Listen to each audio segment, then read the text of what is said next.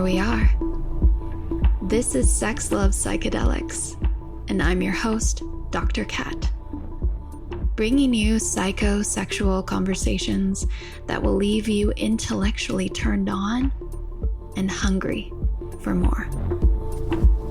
Before the podcast, you were sharing with me too that you've been in a big process yourself that's been dysregulating to your nervous system and you learning how to, and I'm using this word specifically, self-leadership to find yourself in the safety and creating the safe space and to meet your needs, which letting our listeners know that's another IFS term that we use to help to build intrinsic sense of safety.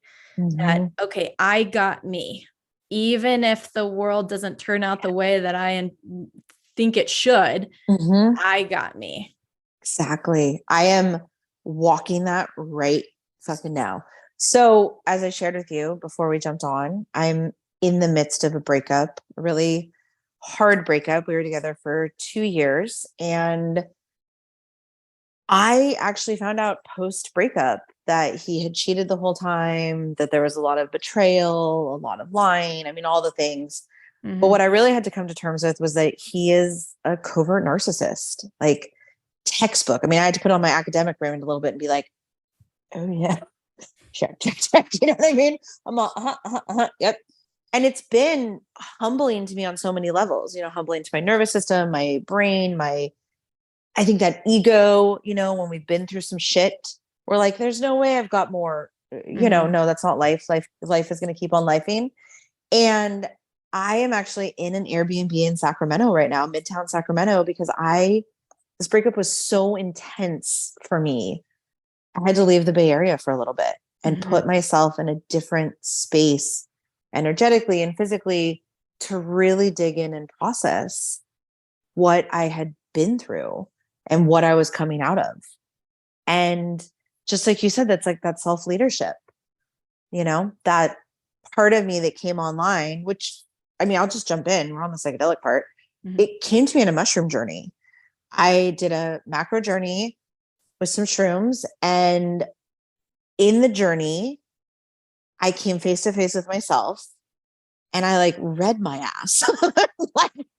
But with humor. It was the most interesting thing. I was just laughing the whole time. And I'm like, oh my gosh, you have been putting on the blinders. This stuff, you have been ignoring yourself. It was, but all with this levity to it, which was really, really beautiful. And in the journey, I actually wrote a letter to sad bitch.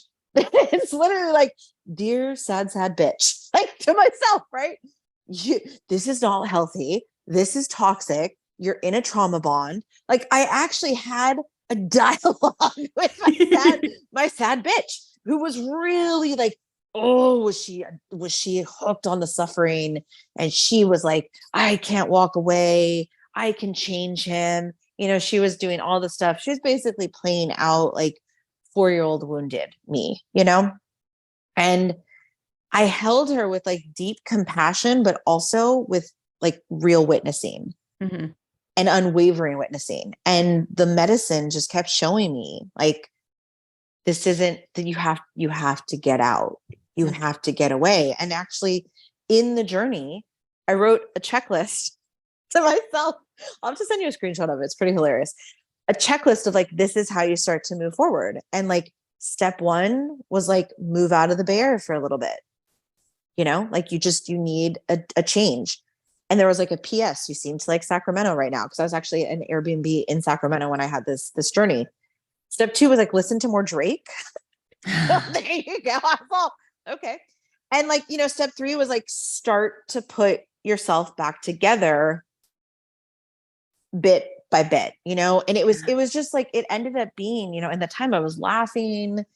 And I was just this is fucking hilarious. What is happening? I'm calling myself a sad bitch. I'm reading sad bitch's ass up and down. And then I came out of that journey, and in the post-integration, I was oh my gosh.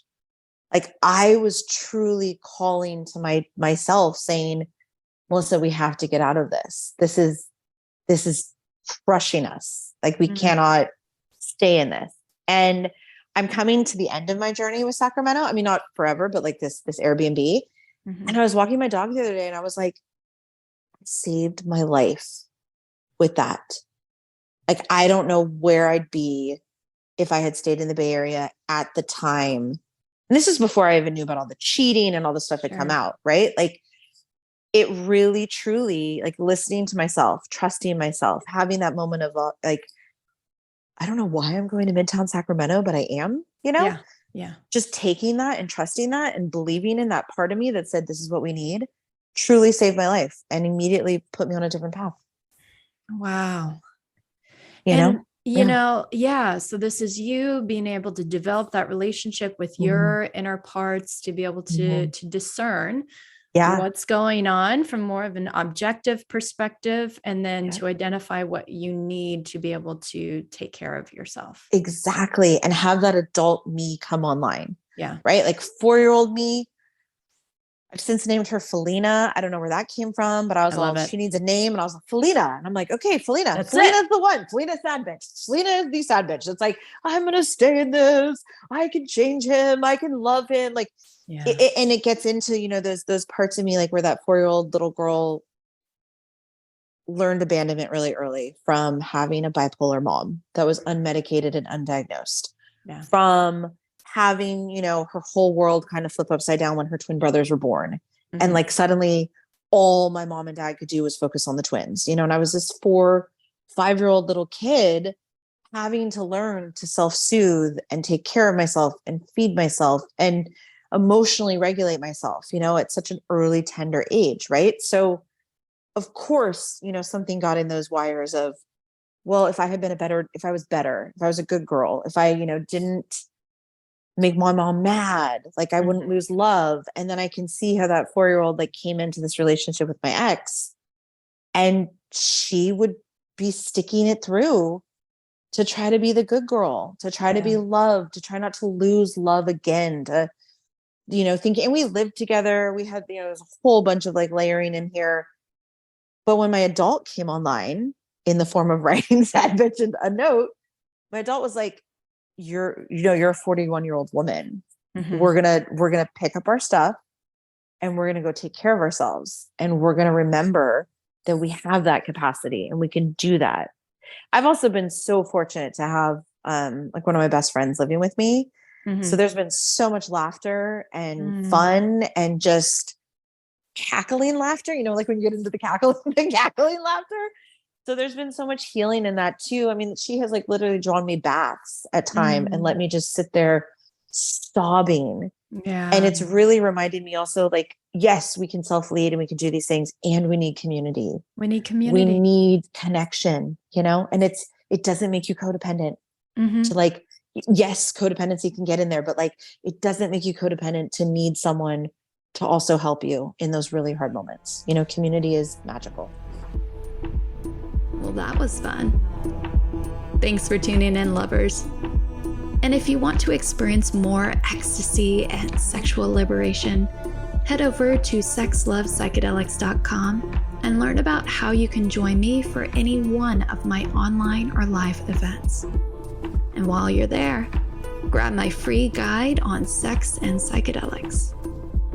Remember, this podcast is for entertainment and educational purposes only.